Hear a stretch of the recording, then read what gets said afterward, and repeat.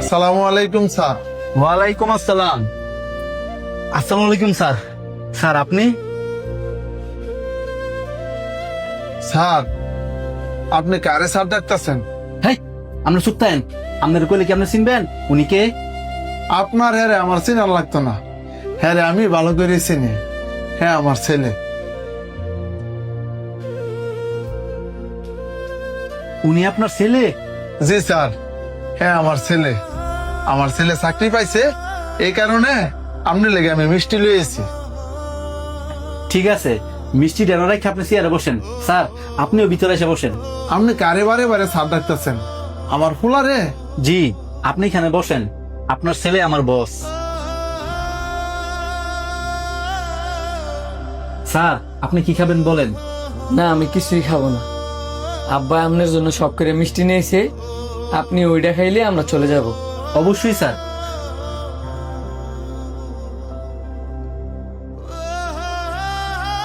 হয়েছে, আপনার আর মিষ্টি খাওয়া লাগতো না।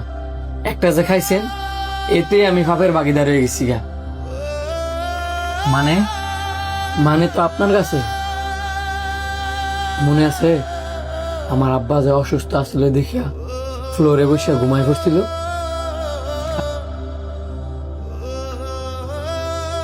হেই বুড়িয়া, হট! আসসালামু আলাইকুম স্যার। তোরে কেন ঘুমানোর লেগে রাখছি? চাকরি না করলে না এনে করবি, আমি আরেকজন রাখমু। স্যার আমি ভুলে ঘুমাই গেছি গা, এই ভুল আর আমার জীবন হইতো না। থাক স্যার, উনি যেহেতু ওনার ভুলটা বুঝতে পারছে, আপনি ওনারা মাফ করে দেন। আর আপনি শুধু শুধু ওনারা মাইরে হাত নোংরা করতেন গেলেন গেলিগা, আমারে কইতেন যা করার আমি করতাম। স্যার আপনি গাড়িতে যাই বসেন, আমি দেখতাছি। ঠিক আছে, ভবিষ্যতে যাতে এই ভুল আর না করে এটা তুমি ভালো করে বুঝাই দিও। কাকা, আপনার কি গরম ফুলা মায়া নাই? আছে একটা পোলা, কিন্তু আইলে আপরা করে। আপনার যে বয়স, এই বয়সে তো দাঁড়ায় থার চাকরি করতেন না, এই কারণে তো বারবার ঘুমায় যান গা। হারে তোবার ঘুমাইলে যে কোনো বসই রাগারাগি করবো। আর আজকে আপনার দেখো অসুস্থ মনে হইতাছে, ফুলার আর লেখাপড়া না করাইয়া ভালো একটা কাজ কামও লাগাই দেন।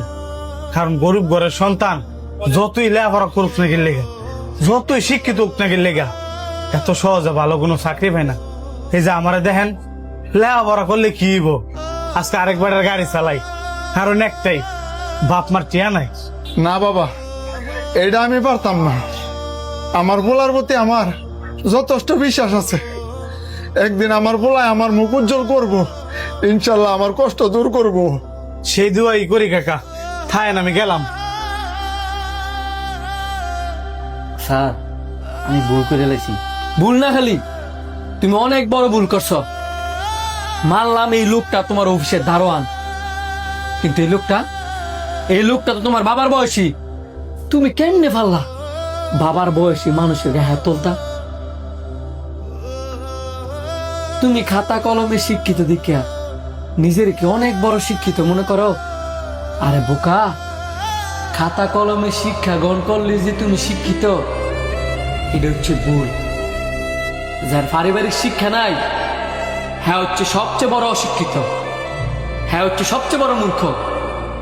কর্তব কুণ্ডলীর। আমি পারতাম আমার বাবার একটা সৎকনা দেওয়ার বদলে আমি আপনার দুইটা সৎকনা দিতাম, কিন্তু আমি সেটা করতাম না। কেন জানেন? কারণ এই যে আমার বাবা আমার ওই শিক্ষাটা দেয় নাই। আমরা গরিব হইতাম পারি, মানুষকে সম্মান করতে জানি, সে ছোট হোক কিংবা বড় হোক। আমরা কোনো জুলুমকারী না।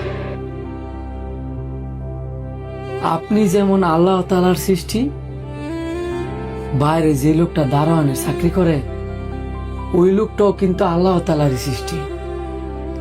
আপনি যে চেয়ারটায় বসে আছেন এটা কিন্তু আল্লাহ পাকের ইচ্ছায়। আর বাইরে যে লোকটা দারোয়ানের চাকরি করে, এই যে লোকটা দাঁড়ায় আছে ওইটাও কিন্তু আল্লাহ তাআলারই ইচ্ছায়। আল্লাহ পাক চাইছে আপনি চেয়ারে বসেন, আল্লাহ পাক যদি চায় আপনারা মুহূর্তের মধ্যে এই চেয়ার থেকে নামা দিতে পারে। বাবার টাকায় বড় লোক হয়েছেন তো, এই কারণে গরিবের কষ্টটা বুঝেন না। সময় আছে, নিজের শোধরায় না। বাই।